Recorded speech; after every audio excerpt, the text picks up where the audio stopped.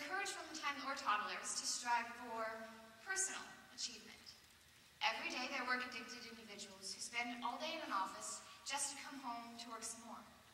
In a world so focused on improving ourselves, it's hard not to be self-consumed. It's hard to be more of a giving person than someone who just takes and expects everything to bend their way. I believe that a giving person is someone who sees an elderly person walking down a long flight of stairs and walks with them just to make sure that they don't trip. It's paying for the car behind you at McDonald's, just because. It's coming home after a long day at the office and playing with your children and telling your family how much you love them. A person's life's meaning should be about giving to their friends, their family, their community. You will achieve more if you focus on others than on yourself. The first question you asked me was if this is the truth. You see, the concept that you will achieve more by focusing on others than yourself is an opinion. We as individuals choose on a daily basis whether or not to care about one another. I'd like to give you some examples of people who've dedicated their lives to helping us, the friend, the family member, and more often than not, the perfect stranger, in hopes of persuading you of just how honest and truthfully good this belief is.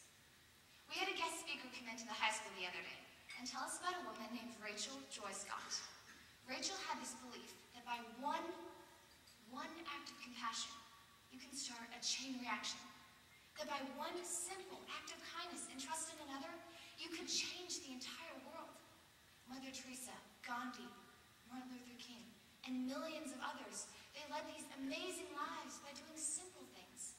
Their lives became a large composition held together by millions of little parts. Like a 500-piece puzzle, their lives painted these beautiful pieces of artwork that when inspected closer, you see that it was the seemingly trivial pieces that made it so intricate and beautiful. Now, there was a study done to see how support calls from patients with multiple sclerosis affected patients with other diseases, and the outcome was shocking. Carol Schwartz found that those who gave were significantly happier and less depressed than those who didn't. Science proves that when you're happy, your brain lets off endorphins, which increase your immunity. Therefore, you're less likely to be sick, and you're happy. Suddenly, your life has meaning. The New York Post once said, when you are experiencing kindness, benevolence, and compassion, you push aside all other negative emotions. They said that one of the best ways to overcome stress is to do something for someone else. The second question you asked me, if this is fair to all concerned. Just as you cannot eat healthy and never exercise, you cannot spend your entire life focusing on others without first having your own life stable. That being said, as the saying goes, all in moderation. If you spend your entire life focusing on yourself, your goals, your dreams, your desires, the outcome is selfishness and a cold heart towards others that you feel don't matter. People become obstacles and threats. You find that the only way to reach your goal is to defeat your opponents and then stack them up. So many people see that the only way, the only strategy of getting to the top is by tearing others down. To those people, I present a new option. Give. Let's paint a picture here. You're second place in a race. Okay, you're running as fast as you can, your heart is pounding, sweat's just pouring off you. And like blinders on a horse, you can see only two things. The finish line and that one person in front of you. Let's say they're a klutz and suddenly trips and falls. What is the first thought through your mind? Yes, success, I won. Does impulse take over and you just speed past them to get your gold?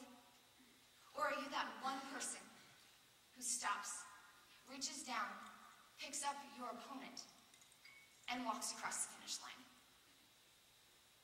Your third question was if this builds goodwill and better friendships.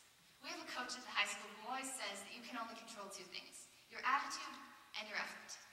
I cannot agree more with that statement. Every Thanksgiving, there's that one disgusting dish of food that's moving, it's looking, and is possibly winking at you. And as your aunt who makes the food walks behind you, you smile, and you put it on your plate.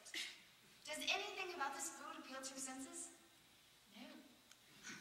But you take it anyways. You think that this is only affecting you and your aunt, but it's affecting everyone around you in a surprising way. If you go into the office with a large black cloud over your head, dreading the work ahead of you, no one can go on enjoying their day with you around.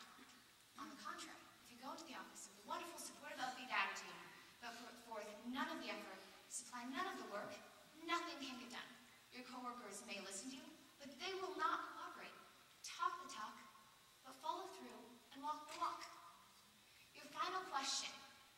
this is beneficial to all concerned.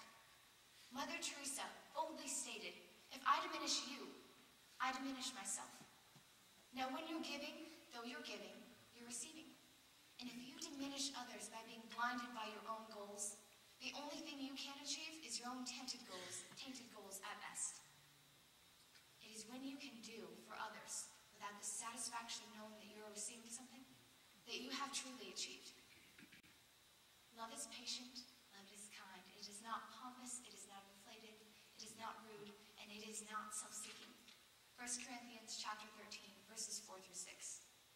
I have told you how this belief is the truth, how it is spared all concerned, how it builds goodwill and better friendships, and how it is beneficial. But I'd like to leave you with this last question.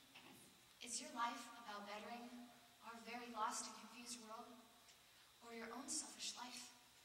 Remember, a puzzle of 500 pieces starts with a conjunction of 2. It is not until those 2 pieces meet that anything